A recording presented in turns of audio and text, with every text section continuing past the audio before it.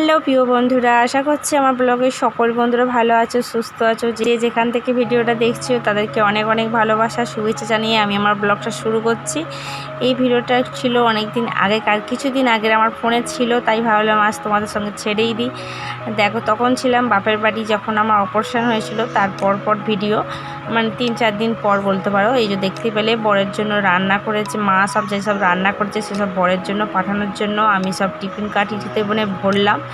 আর এখানে কি রান্না করেছে মা বলো তো? দুপুরবেলা করেছে গেঁড়ির ঝাল, পুঁইশাক চচ্চড়ি, মাছ মানে চুনো মাছ ভেজে চটকেছে, আর করেছে টকের ডাল।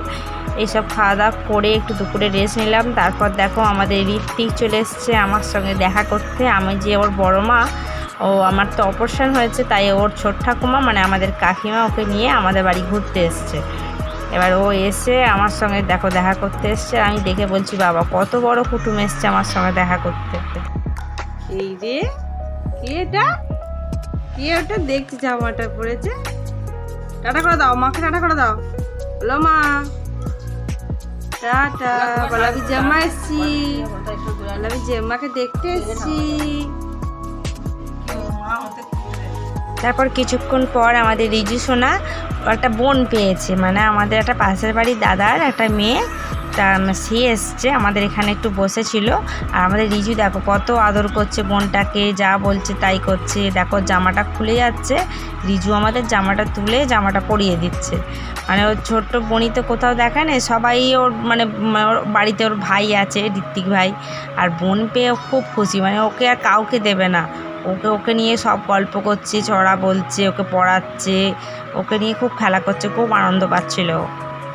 তারপর ওর সঙ্গে একটু বসে বসে খেলা করছিল। দেখো জামা খুলে গেলেই জামা পরে দিচ্ছে।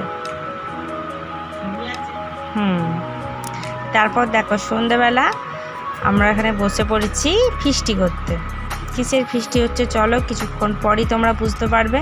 আর এখানটা একটু অন্ধকার, মানে আমাদের উঠোনায় করছি তো, আলোটা নেই। যাই হোক, তোমরা একটু ম্যানেজ করে নিও, দেখে নিও। আর অন্ধকারে এই গরমের দিনে উঠোনেতে সত্যি ফিস্টি করতে খুবই ভালো লাগে। আর কি কি রান্নার আইটেম আছে বলো তো? সিম্পলই আছে, তাহলেও তোমাদের সঙ্গে শেয়ার করি। সেই দিনটার ব্লগ করে রেখেছিলাম, তোমাদের সঙ্গে শেয়ার করব বলেই, তাই আজ একটু এডিটিং করে ছেড়ে দিচ্ছি, ঠিক আছে? দেখো আমার বৌদি ওখানে আলু পেঁয়াজ ছাড়াচ্ছে, জেঠিমা আলু ছাড়াচ্ছে আর বৌদি পেঁয়াজ ছাড়াচ্ছে। আর এখানে মা উনুন ধরাচ্ছে কড়াতে করে, এক কড়া দেখো আলুর দম হয়েছে। আলুর দমটা এখন কমপ্লিট হয়ে গেছে। তারপর ওখানে দেখো নতুন জেঠিমা ময়দা মেখেছে, ময়দা মেখে এখানে পরোটা হবে। কি পরোটা বলো তো? ছেঁড়া পরোটা। অনেকে ছেঁড়া পরোটা বলে, অনেকে পেটাই পরোটা বলে। যাই হোক, পরোটা এখন হচ্ছে, এই যে গরম হচ্ছে, আমি এখন বসে আছি এই দিকটা করে দেখাচ্ছি তোমাদের।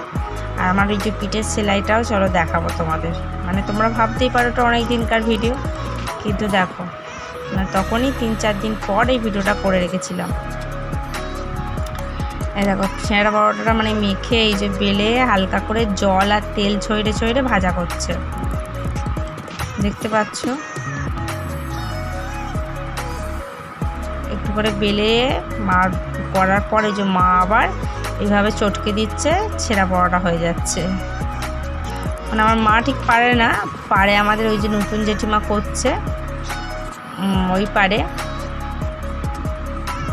কিছু হালকা করে জল দিচ্ছে, হালকা করে তেল দিচ্ছে, তাহলেই হয়ে যাচ্ছে পরোটাটা। আর অল্প তেলেই পরোটাটা হয়ে গেল। এইভাবে করে আর এইভাবে থেপে নিল, হয়ে গেল।